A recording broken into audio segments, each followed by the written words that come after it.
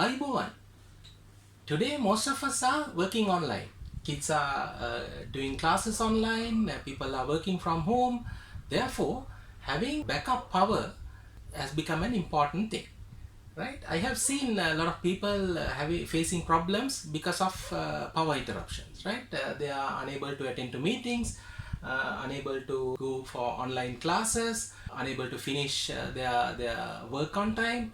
So various problems because of power interruptions. I thought talking about backup power options will be a very relevant topic, right? So when we talk about backup power options, let's talk about backup sources, right? If you don't have mains power, we will have only two options as sources, right? We can use batteries, or if you have a generator, then we can use that, right?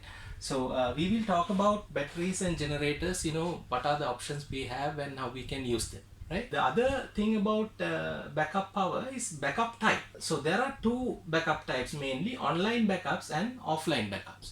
So online backup is a good example would be your UPS. If you have a UPS connected to your PC, then even if you lose power, mains power, then you will still you are not interrupted. You can still continue to work, right? So which means you have online power. I mean the power backup system is online. It will not interrupt you even if the mains supplies fail. But offline power is not like that. I mean, good example would be a generator, right? Now we don't have generators running all the time anticipating a power failure, right? So what happens is in the case of generators, you will have an interruption, but then you can quickly start up the generators and restore power, right? So that's offline backup. In certain cases, for example, if you have a PC which is connected to mains, then even a 1 second failure would result in losing all the work that you have been doing, right? So in that case, it is important to have an online backup there. And if you have a router, for example, in my area, often we get very short, 1 second power failures. You lose power and in next second you get it back, right? But the problem is my router gets restarted and it will take about 10 minutes for me to get connected to the internet because of ISP related problems, right? I think it's load related. Right. So in that case, having an online backup for those things is an important thing, right? I mean, my PC won't restart if I have a UPS, and if I have an online backup, battery backed up power adapter, then my router will also not shut down in case of a power failure. But the problem is you won't be able to have an online backup for the entire house, right? It will be very expensive and not practical. For those cases, we can think of various offline options, right? Okay, then we'll come back to batteries and generators, power sources. So when we talk about batteries, there are again few options we have, right? So one would be we can use dedicated batteries. If you have a UPS, then UPS has a battery which is a dedicated battery for that UPS, right? It's not used for anything else. Then but then the problem is unless it's a UPS and it's built in, if you want to power the entire house, then having a dedicated battery can be expensive. I mean, I remember I used to have a dedicated battery, a 45 ampere hour lead acid battery, so, about 10-15 years ago, when there were a lot of power outages in my area. The other option will be basically using your vehicle's battery. I mean, if you have a motorcycle, if you have a car, or if you have a truck, right, a double cab or a van, you can use the battery of that vehicle, right? I mean, when we are using a vehicle battery, then we have to be little careful. I mean, we shouldn't run down that battery. I mean, if it is a motorcycle, it is not a big problem. I mean, you can easily start a motorcycle even the battery is dead. But starting your car with a dead battery would be a very difficult thing. whether it's a car or a truck, you shouldn't run down the battery, right? So we'll talk about how we can probably avoid those things. um, yeah, so we have dedicated batteries, and then we have vehicle batteries. Like I said, dedicated batteries can be expensive. I mean, you can't basically have a battery, keep it idling, and for a year you might not even use it for 10 hours, right? So that will be a waste of money. But if you take if you use your vehicle battery, I mean, if you find a way to use your vehicle battery, then that's a good option, because you have already spent that amount, and vehicle gets batteries get recharged every time you drive, right? Every time you start the engine, it will start charging the battery, right? But then how do you use battery, whether it's dedicated or whether it's of vehicle battery, right? There are again two options, or I would say three options, right? First one, we can use direct 12 volts. I mean, ideal example would be one of my friends is doing online classes, right? So whenever he has power failures, he can't do classes because his router is switched off, right? So I actually made a cable for him, basically a DC jack and crocodile clips on the other end, right? So if I show you now, something like this.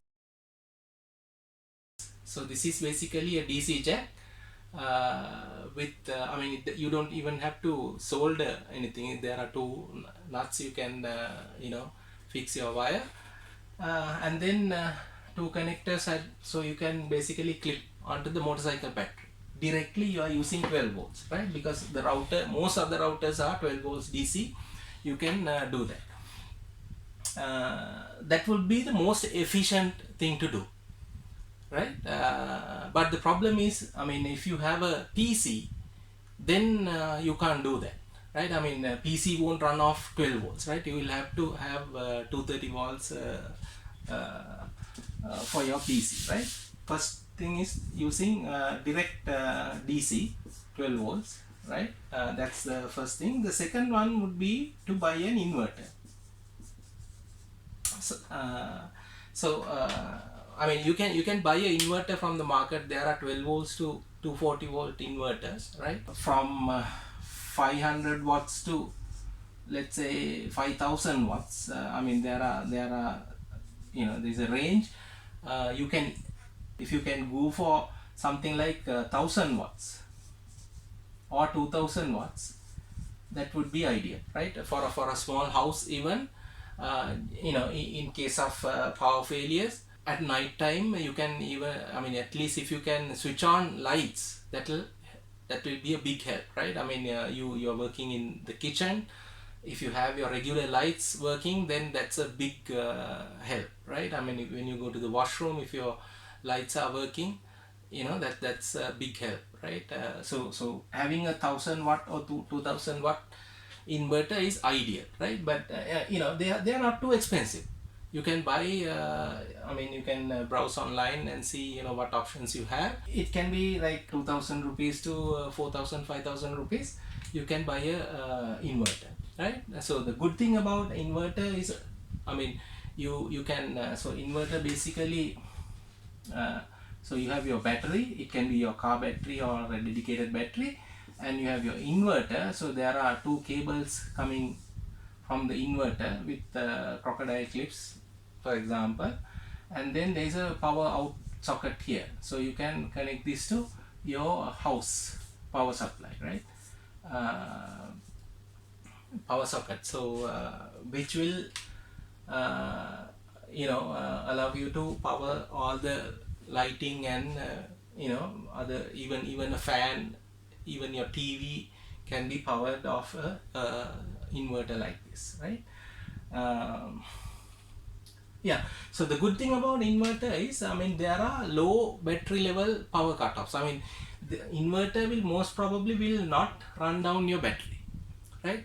Usually at 10.5 volts, So if it is a 12 volts battery, it will wait until, it will use it until the voltage is dropped to 10.5 volts and it will shut down, right? It will not use any more power from the battery, right? So but then 12 volt 10.5 volts can be just enough for you to start your car, right? I mean, I have seen even with 9 volts you can, if the battery is good, even with 9 volts you can start the battery. I mean, battery is good in the sense like there is no high internal resistance, you can do that.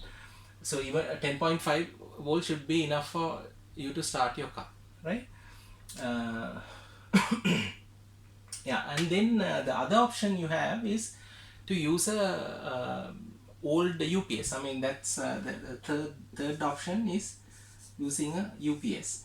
So what I had done over the years, I mean, I have used a UPS. I mean, I used to have a about 20-year-old UPS. I will show you. Yeah, I used to, I mean, what I did was basically, so UPS has a power connector and then some output sockets here, and inside there's a battery, right? So what I've done is the battery is basically it's bad, so I removed it, and I got two wires, battery wire, both battery wires connected externally, and then I got rid of this socket, right? I don't need it anymore because I'm not using an internal battery, right?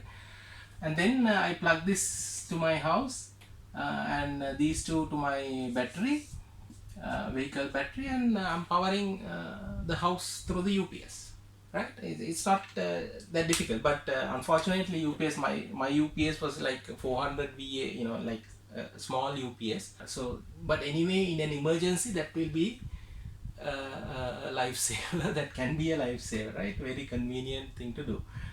Yeah, so those are the options you have. Right, so you have direct DC, you can create a power socket, and then you can use an inverter, or you can use a old UPS, right? So both of these two options will generate 230, and you can power your house basically, not the entire, not all the equipment, but at least lighting and your PC and your router. Then one more thing about having online backup. Like I said, if you have your if you have a PC, then having power interruptions is a pain, because your PC will switch off, right? So you can connect a UPS, but then if you have a UPS, then of course you can easily connect your router as well to that. And other option is there are rechargeable power adapters that you can buy. So it's like you have two it's, you can connect it to main power, but internally there are batteries as well, right? And there's a DC 12 volts DC coming out, power jack, so you can plug this into the router, and this is to your main power socket. So it will keep the batteries charged, as well as it will power the router, right? So whenever you lose main power, the battery will keep the router running, right? For a short period. It can be 1 hour, or even 15 minutes will be enough until you start your generator, restore your other backup options. It will be good enough, right? We look at generators, right? So when we talk about generators, there are few things that you need to look at, right? The cost will be the biggest factor, right? Everything of a generator is attached, there's a reflection on cost, right? Then the other thing is capacity, right?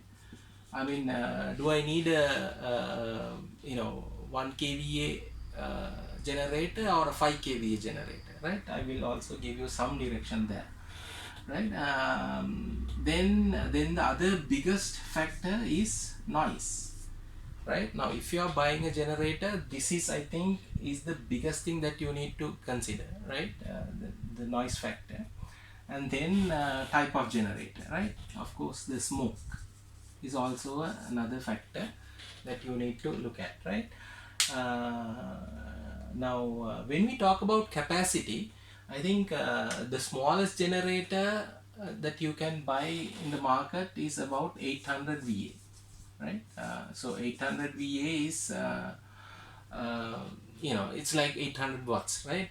If you just run resistive loads, right? But this is definitely good enough to run your all your lights, right? And you can run your TV, a couple of fans, right? You should be able to do all this with a 800 VA. I mean, not probably not everything at the same time, but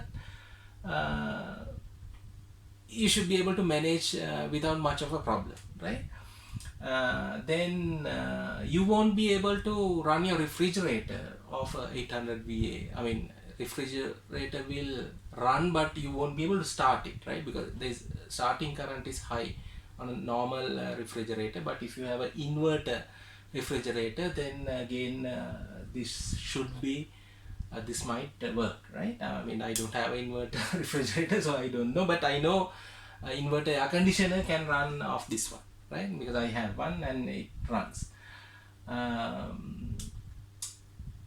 Yeah, so then and then if you, I mean, there are 1000 VA and 2000 VA, and it goes on. So if, I mean, I think if you have a 2000 VA, you should be able to run your refrigerator as well. You can very easily manage your household stuff if you have a 2000 VA generator, right? But okay, then talk about the noise factor. Now this is the biggest thing that you need to worry about when you're buying a generator, right? Now if you live in a tight area with all your neighbors are very close by, then buying a normal generator is not recommended. It's annoying. You can't, basically all your neighbors will start complaining, right? It's too loud, right? Now, I mean, typical generators emits about 80 to 95 dB sound, right? This is loud, right? This is loud. And when it happens continuously for hours, it's unbearable, right? So there are in the market type of generators that are called silent generators. Now silent generators are very good. They usually emit about 60 to 65 dB. That's really good. You can easily run even if you are in a close neighborhood. I mean, all your neighbors are close. Still you can without much of a problem, you should be able to run this generator, right? Nobody would complain.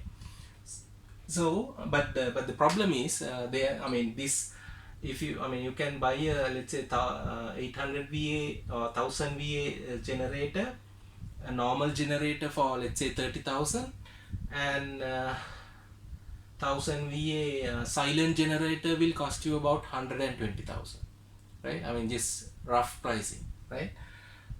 Yeah, so they are expensive, but if you can spend that money, go ahead and buy a noise, silent generator. You will never regret it, right? I know this, you will never regret it. So if you can spend that money, go ahead and buy a silent generator, 1000 VA, or I mean 120,000 probably is for 1000 VA. It will be expensive for 2000, obviously. Yeah, so noise is one of the biggest factors, right? Then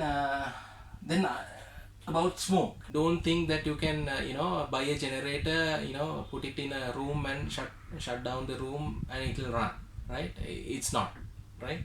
You can't run a generator like that in an enclosed area. It has to be ventilated, smoke has to go out, right?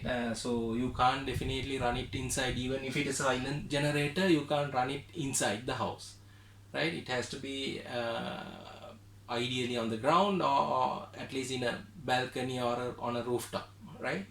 Well ventilated area.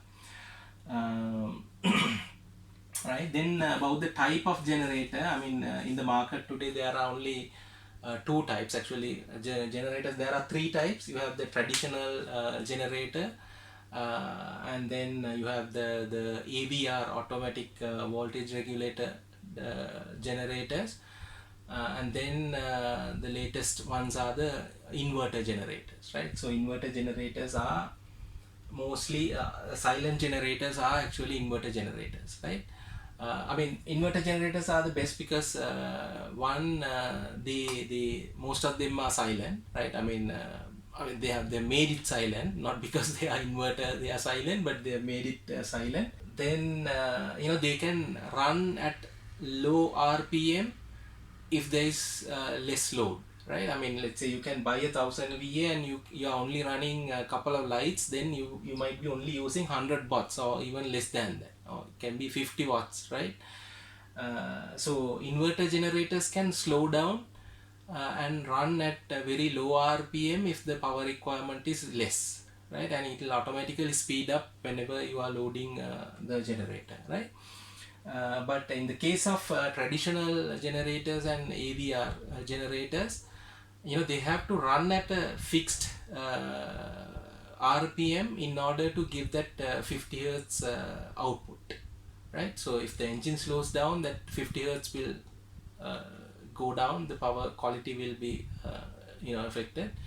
If the engine RPM increases, the 50 hertz will increase, right? So it will try to maintain a specific RPM as much as possible in order to run. So even if you have a very little load connected, it has to run at certain RPM. So because of that, the fuel consumption is slightly higher on a traditional or AVR generators compared to inverter generator, right? I think you have a good idea about generators now. So my main thing would be, I mean, if you can afford a silent generator, go ahead and buy a silent generator. You will never regret it, right? There's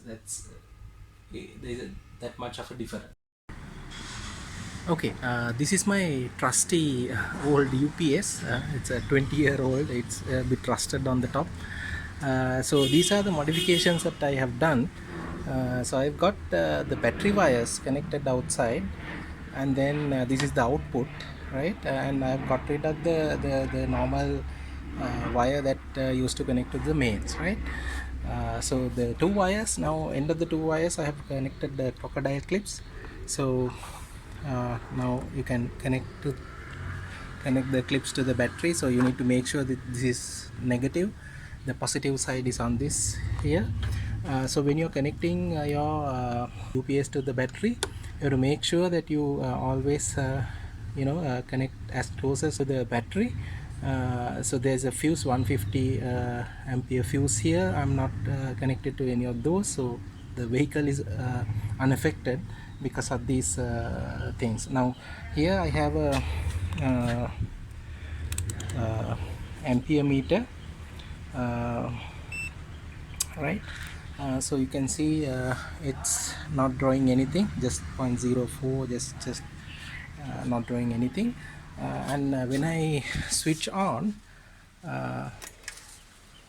yeah, now it's running. So I have also fixed a fan inside, so this can run for a long time. Now the moment I switch on, the current has gone up. It's showing 1.27 or 25, just above 1 ampere is idle. I have not loaded this thing at all, so this is the idle current that it's taking. So this is my output, right? So my output comes here, and I have connected it to a extension. So this is the plug coming from the UPS, and then it is connected to my house, right? Again to a power socket. Now to this is a 100-watt bulb. Now I have also connected it here, so I can show you. So when I switch it on, it's 100 watt here. It's drawing 11 amperes, 11.3 amperes, right? So I mean, this is I think 72 ampere hour battery, um, safely run about 1 hour with a 100 watt load, right? So 10 amperes is like I will lose about 10 ampere hours for 1 hour. So even more than that, because I have 72 ampere hours of charge. Yeah. Now when you're using your vehicle's battery, you have to make sure you have to have some idea about the current draw. I mean, if you have a multimeter with a 20 or 20 ampere or 10 ampere gauge, you should be able to get some idea about the efficiency of the either the inverter or the UPS that you are using, right? So I mean, if you have a, and then you should also have a idea about the size of the battery of your vehicle, right? I mean, if you have a car, most probably it will be a 45 ampere hours or a 60 ampere hour battery, right? What this means is I mean, let's say if you take 45 ampere hours, what that means is if you draw 1 ampere, right, it it will last for 45 hours, right? Or in other words, if you draw 45 amperes, it will last for 1 hour, right? So basically the hour into ampere is the capacity mentioned on the battery, right? uh, so if you draw 10 amperes, then it will last for 4.5 hours, right? So this is the way that you should calculate when you are basically calculating how long that you can run of your battery, right? So if you are running a inverter, then it will most probably shut down at a certain voltage, and I mean, if it is usually it's 10.5 volts, so 10.5 volts should be enough for you to start your car, right? I mean, you can do a control test and see. I mean, if you have a friend's vehicle or another vehicle, then you can if you can jump start it. In case if you can't start it, then yeah, you can do a controlled test and see what is your limit. The other thing that you need to consider when you're connecting your inverter or generator to your house is about is the grid connectivity. Right now, usually you have your house, and then the grid is here and it is connected to your meter, right? The power meter of the utility company, and then you have your switchboard, right? And it is basically powering the entire house, right? uh, so uh, and then let's say you have your generator or inverter here. So there's a socket here, and then you have your wall socket in the house, right? So whenever you're connecting the generator or your inverter to the house, you have to make sure that you switch off your main switch, right, and disconnect yourself from the grid. Basically, the moment you from here, right? So moment you switch off your main switch, you are disconnected from the main grid, right? And you connect, so you can build a cable with two plugs on the two ends, right? And you connect one here, and you connect the other side to this one, right? So the sequence is, you when you are switching on the generator, you disconnect or switch off the main switch, and then you plug in the generator, right? Using wall plug to the generator, and then you start the generator, right? And that way you can power the house, right? So whenever when you're connecting this power socket, ideally it should be a 13 ampere or a 15 ampere socket, right? If it is a 5 ampere socket, you have to make sure that you don't draw more than 5 amperes through that, right? Otherwise it'll basically melt the wires. It can be even inside the house, in the wiring, right? So you have to make sure that you don't draw more than 5 amperes if you are using a 5 ampere socket. The other thing is, if your inverter or generator is 1 kilowatt or less, then again it's not a problem, because anyway you can't draw more than 5 amperes from this side, right? But if you have a bigger inverter or a bigger generator, then you have to make sure that you are powering through the right socket, right? Then about when, let's say, when power is back, right? Now you are running off your inverter or generator, you wouldn't know, right? So in the daytime you have to, I mean, in my case, my meter, utility company meter is an electronic meter, so it lights up whenever external grid is back, right? So I regularly go and check whether this is lighted up. Otherwise, I'll be running while the main supply is there, right? So it's a waste of my resources here. So you have to go and regularly check this.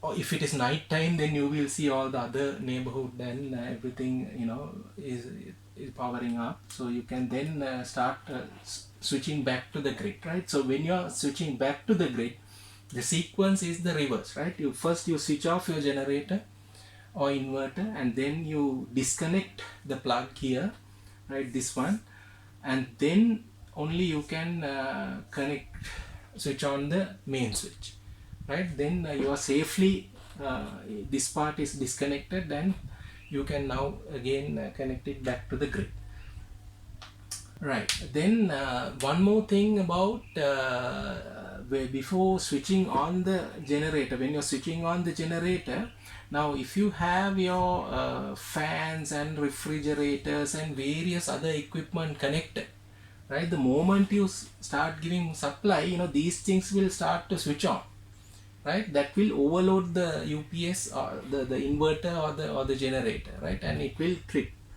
right? It will trip from here. There's usually a trip here, right? Or it will automatically stop the output, right? So because of that, before you actually connect or start supplying power from your inverter or generator, you have to make sure your refrigerator is off, your fans and all the other heavy load equipment are switched off. Otherwise you won't be able to start it, right? Otherwise the best option is to switch off all your MCBs. You switch off your MCBs and make sure that you switch on only the MCBs that you need, and none of the high load equipments are connected to those circuits. So main two things, you have to make sure that you are properly disconnected from the grid. By switching off the main switch you can do that, and you have to make sure that all the high load equipment that you can't run off this one is disconnected. Now remember, when you are connecting your generator to your wall socket, that is not the recommended way, right? Because now there is no trip switch. For example, if somebody gets electrocuted inside here, then there is nothing to switch off the generator or the UPS, right? So this is a temporary setup. Ideally what you should have is you should start powering before the trip switch, right? After the main switch, before the trip switch. So basically it's like this: you have the external meter, then you have the main switch, right? Then you have the trip switch that switch off whenever there is a problem or somebody gets electrocuted, or when there is a leak, right? Then you have your MCBs, right?